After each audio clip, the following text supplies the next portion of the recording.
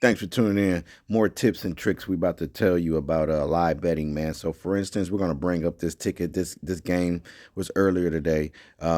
Michigan State plus 5.5. My homeboy, he jumped me, got me on this game. At the time, Michigan was down. They came out stagnant. They were favored to win this game. In this particular game, Michigan State, they were favored by 4 points. Now, this is a prime example of one of them games where the team come out a little flat, man. It was a perfect opportunity. So once you dig in a little deeper, man, data is really important here. So after you do a little research, you start digging in, you get into the numbers, you start seeing some things. Now, the first thing you want to check is ATS because we're betting the spreads, right? We want to see how good are the opponent and the team is when it comes to ATS. For a prime example, this particular game, once you get in a little clear, you see uh, Michigan State, they are 11-6 ATS wise. That's a pretty good ATS. That's a great ATS. You see Illinois is 9-7. They have a winning ATS, but it's kind of. Also, another thing that you want to look at, okay, they're at home. It says here that Michigan State is 9-0 at home. They do not lose at home. Now my radar is going off. Ding, ding, ding, ding. Spider sense is tingling. I have two things that's running in my favor. I have Michigan State with the better ATS and a team that's currently down, and they don't lose at home. This is now my senses is going. Oh shit!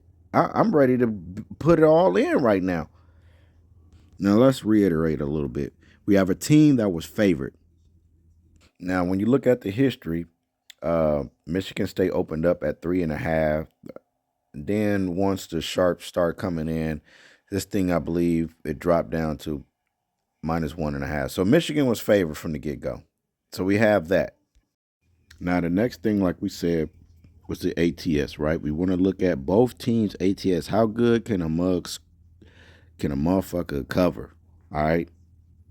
All right. If you look here, we have Illinois who is 9-7. They do have a running ATS, but it's damn near almost 50-50. Okay. That's how I look at it. Uh, but we got Michigan State, which is 11-6. Like they covered pretty freaking good. All right. They covered pretty good. So that's telling me, like, man, Michigan is down right now. I think I got it at a plus 5.5. So that's another check mark. Now, last but not least, we have Michigan State, who is currently at home at the time. And if you look, they're away and they home record, they're 3-0 away. But when they're at home, they are 9-0. Them boys don't lose at home. That's telling me them. I mean, the data just gives you base to go on. So I got three green lights right here. I have three green lights. I'm pulling the trigger on this one. Now, normally I'll put it on more, but you know what I'm saying? I woke up early, caught on late, did some quick research, and these are the top three things I looked at. And it ended up going in my favor. So if we look here, what was the end score? Let's show you what the end score was. The end score ended up being the end score down there was exactly what the sharps betted down. Remember, it started off at 3.5, 4. They bet this. The sharps came in and got this thing all the way down. So they were right. They knew Illinois was going to cover to the T. They lost by 2 points. You know what I'm saying? They lost by 2 points. So the sharps came in, bet that thing down from 4, 3.5. By the time the game opened up, it opened up at 1.5. So they was on keen with that. All right. Now my job is to beat that, to get the better odds. You know what I'm saying? I got the better odds. I took a team that was favored and got it for plus money. Now, don't get me wrong. This doesn't happen all the time, but this is a prime example when it does happen. It happens more than a dozen sometimes if you do the exact research, you know. Data just worked in my favor, and data helped me choose.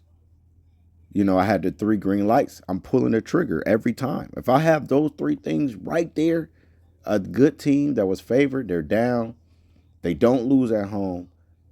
Man, it was just perfect. It was like peanut butter and jelly, you know. Um, yeah. So these are just the ways, like when live betting, can be in your favor. So you turn what wasn't a sweat bet. I mean, what was a sweat bet into a not a sweat bet. So your ball's not in your throat right now. I got this +5 and this team is up. And they won by 2. I don't even got to watch the game. I can go, wash my car. I can go play the game.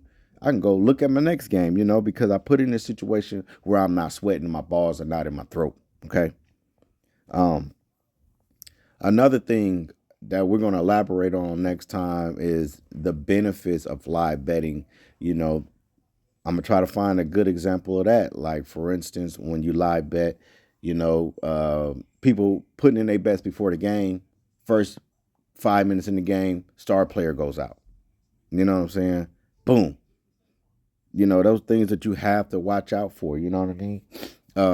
It's just the benefits, and the thing is that live betting to me is just a better way. You get better odds. Like, a game might start off at, like, let's say if we talk about basketball and I want to take the under or over or whatever. Let's say the game is projected to be 220.